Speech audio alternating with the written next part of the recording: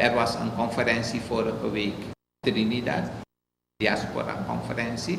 En mevrouw kwam naar Trinidad. Ik zou er ook zijn. Ik heb haar toen gevraagd of ze overkomen naar Suriname om haar kennis met ons te delen. En zij heeft toen meteen ja gezegd dat we heel erg blij zijn dat ze hier in ons midden is. Ze heeft daar in Lalaroek een geweldig mooie inleiding gehouden, waarvan ik hoop dat die ook op de televisie zal worden uitgezonden. En haar ook naar Nikeri te brengen.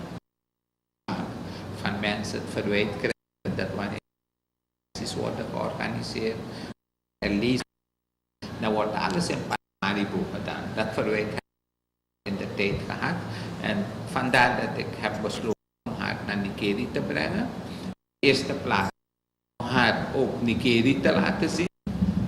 Deel van haar bezoek, want zij wil weten hoe de mensen. Aan de andere kant willen we de mensen hier ook kennis laten maken met haar. तो जब हम Trinidad पहुँचे तो थोड़ा सा दुख हुआ कि वहाँ के लोग हिंदी नहीं बोलते हैं, गाना गाते हैं, नाचते हैं, हिंदुस्तानी का सब कुछ रिवाज रखते हैं, द कल्चर, मंदिर उंदिर सब कुछ है, but everything is in English.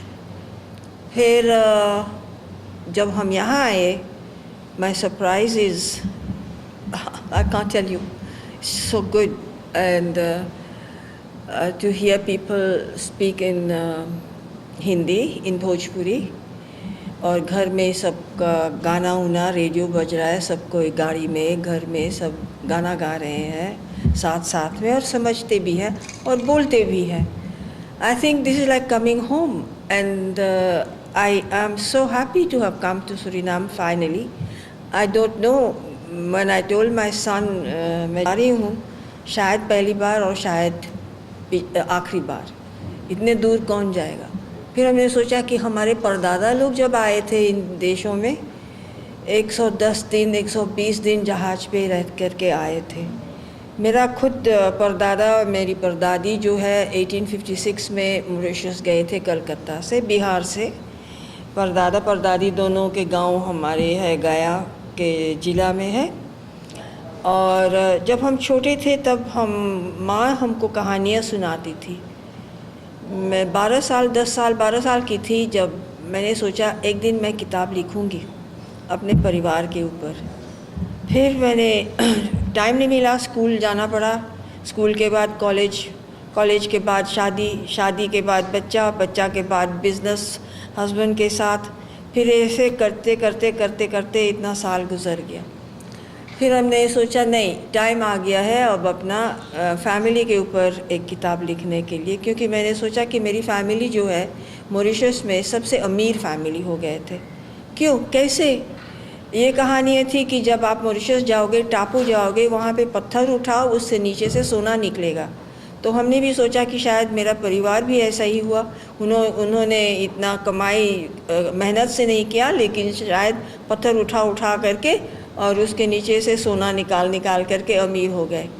फिर जब हमने देखा, पढ़ा, रिसर्च किया तो हमने कहा नहीं, that was sheer hard work से उन्होंने कमाई किया.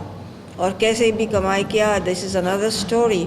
लेकिन जब हमने ये किताब लिखी तो मैंने सोचा कि मॉरिशस में हमको 350 डॉक्यूमेंट्स के ऊपर से हमको आर्काइव्स में मिला उन लोगों के बारे में. फिर हमने सोचा कि अब मैं इंडिया जाऊं, वहाँ से देखूं कि वहाँ पे कैसे वो लोग को गांव से कैसे लाया गया था, गांव में कैसे बोलते थे, किस तरीके से उनको जहाज़ में ले आए, ट्रेन से ले आए, कैसे ले आए कलकत्ता.